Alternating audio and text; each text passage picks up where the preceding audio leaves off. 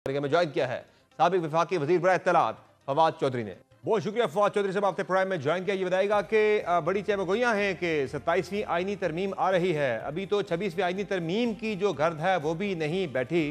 27वीं आईनी तरमीम की बातें शुरू हो गई कि सितंबर में शायद ये तरमीम आ जाएगी। आपको क्या लगता है कि ये तरमीम आने वाली है? और दूसरा, इस तरमीम की के आने के बाद कहा यह जा रहा है कि हुकूमत की जो गिरफ्त है वो सिस्टम के ऊपर मजीद मजबूत हो जाएगी, तो आपकी क्या राय है इस पर? देखिए, अभी तक तो समर क्यास आराइयाँ हैं जी हाँ। और जो ज़्यादा गुफ्तगू है वो तो यही है कि ये 18वीं तरमीम में जो मामलात आए हैं उनको कैटर किया जाएगा। अगर ऐसा होता है तो देखिए ये तो पाकिस्तान के लिए बहुत अच्छा होगा, क्योंकि 18वीं तरमीम ने बहुत सारे, उसमें अच्छी चीज़ें भी हैं लेकिन बहुत सारे मामलात में उसने वफाक की तो कमर तोड़ दी है और फेडरेशन को बहुत खतरात लाहक हैं।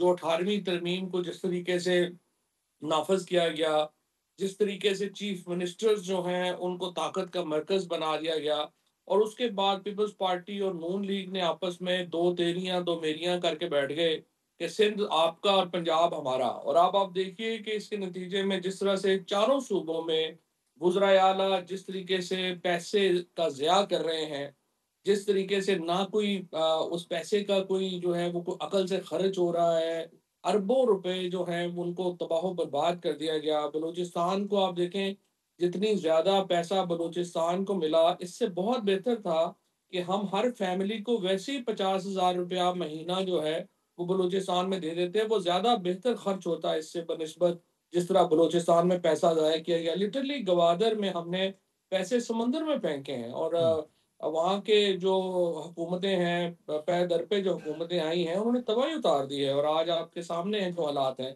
लाइकवाइज़ पंजाब में आप देखें कि मरियम नवाज़ किस तरह पैसे खर्च कर रही हैं, उनकी कोई अकाउंटेबिलिटी नहीं है, कोई उनको पूछने वाला नहीं है। सिंध में कराची का जो हाल है, खैबर पख्तूनख्वा, सो अगर 18वीं तरमीम को रिवर्स किया जाता है, तो ये मेरे ख्याल में एक बड़ी हिम्मत वाली बात होगी। नवाज़ शरीफ और लेकिन वो आसिफ तो बड़ा जरदारी। मुश्किल होगा फवाद चौधरी साहब। मसला यह है कि पाकिस्तान पीपल्स पार्टी जिसने ये तरमीम करवाई थी, जो उसका क्रेडिट लेती है कि हमने बहुत बड़ा काम किया था, वो तो 18वीं आईनी तरमीम को अपनी रेड लाइन करार देते हैं। पर्टिकुलरली एनएफसी अवार्ड में जो शेयर था सूबों का और मरकज का, उसे वो अपनी रेड लाइन करार देते हैं। उसमें तरमीम करना पीपल्स पार्टी के बगैर तो बड़ा मुश्किल है, और पीपल्स पार्टी के जाहिर है वो हुकूमत की नहीं, एक अहम इत्तेहादी है, वो तो कभी नहीं करने देगी ये।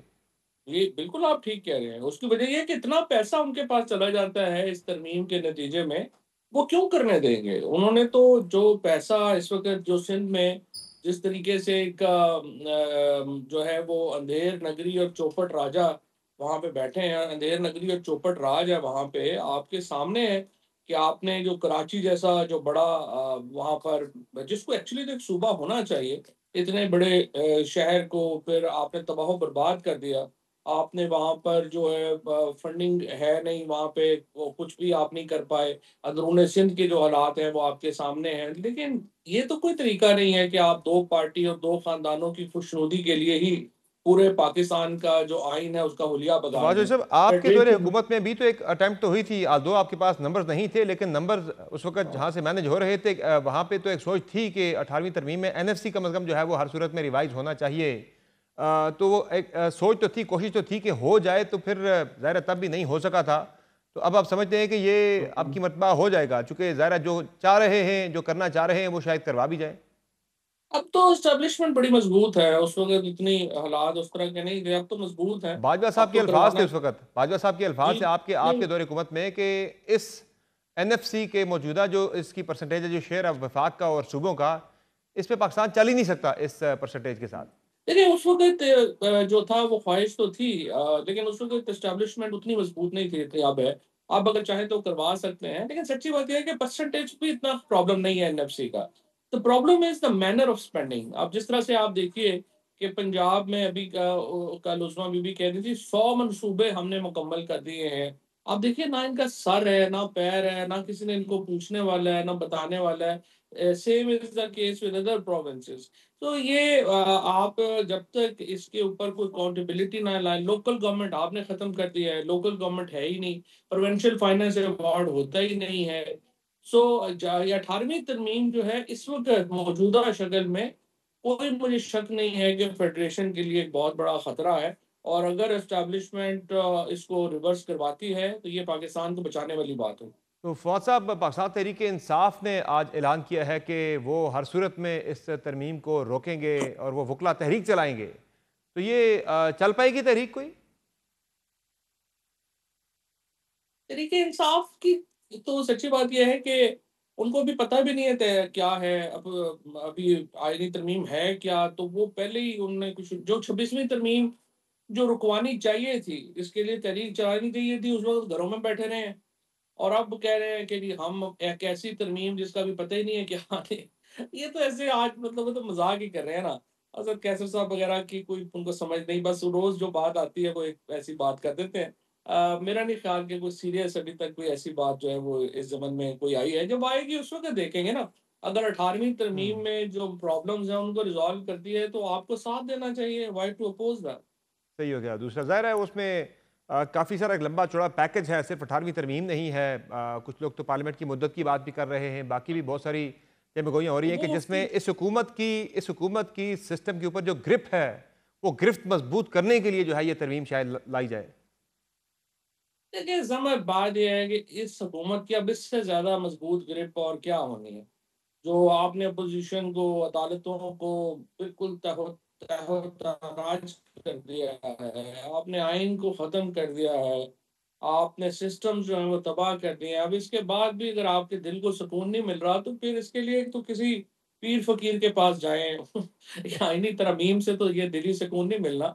इसके लिए तो कोई इबादत करें, कोई और काम करें। ये अब कानून तो आपने जो 26वीं तरमीम में जो घोषित कर दिया आइन का, अदालतों का, उसके बाद जो जिस किस्म की इस वक़्त अपोज़िशन का हाल है, जो अभी आपने देखा जो हो रहा है, कि हम्म। सारी अपोज़िशन जो है वो जो लीडर ऑफ़ द अपोज़िशन जो हैं, वो सारे डिस्क्वालीफ़ाई करके उनको जेलों में डाल दिया, सारे लोग एमएनए डिस्क्वालीफ़ाई। ये तो मतलब मज़ाक ही हो रहा है ना मुल्क में। अब इसके बाद और क्या आपने आइन कानून को इससे ज़्यादा और क्या ताराज करना है? ज़रा इस दौर में तो लीडर ऑफ द अपोजिशन सज़ा होकर जो है वो असम्बली से बाहर हुए हैं। जी। जब आपकी हुकूमत थी उस वक्त तो पंजाब के और मरकज़ के जो लीडर ऑफ द अपोजिशन थे वो बगैर किसी सज़ा के वो जेलों में थे।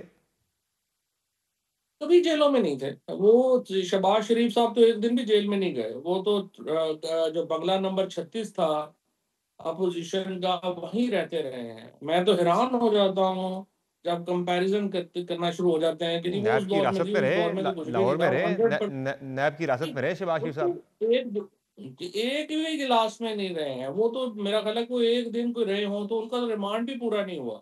हम्म। और आप ज़रा उठा के उनके केसेस तो देखिए शहबाज शरीफ साहब के या बाकियों के। उनका कोई कंपैरिज़न है जो मौजूदा जिस लोगों के ऊपर जो केस बन रहे हैं उनके उनसे?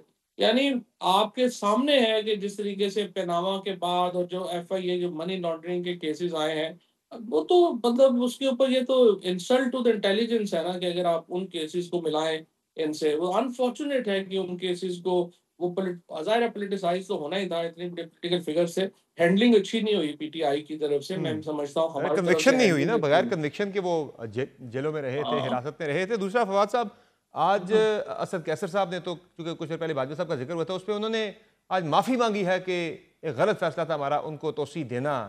तो आप भी समझते हैं कि आप वो जो माफ़ी मांग रहे हैं वो ठीक मांग रहे हैं? एग्री करते हैं उनसे आप? कोई ऐसी बात नहीं है जी, कोई शौक से कोई नहीं होती है एक्सटेंशन। यहाँ पे हालात होते हैं। अपोज़िशन में आके ऐसी बातें करना आसान हो जाता है। असद कैसर साहब हमारे दोस्त हैं, भाई हैं। लेकिन देखिए ना जब वो खुद भी खड़े नहीं हो सके ना जब हम्म। आई हमारी नो कॉन्फिडेंस आई, जब तो आपने उस पेश की थी वक़्त जो, फिर जो है वो हाँ, तो उस वक़्त देखिए ना फिर वो अगर उसमें दबाव जो इतना आप एक बर्दाश्त नहीं लेकर कर आए थे, सके। आपने हाँ, जो उस उस पे वक़्त एक जब एतराज़ डिप्टी आपने उठाया था उस उसके ऊपर। वक़्त हाँ, उस वक़्त आप देखिए ना मैं सिर्फ़ आपको मिसाल देना चाहता हूँ कि दबाव होते हैं, हम्म।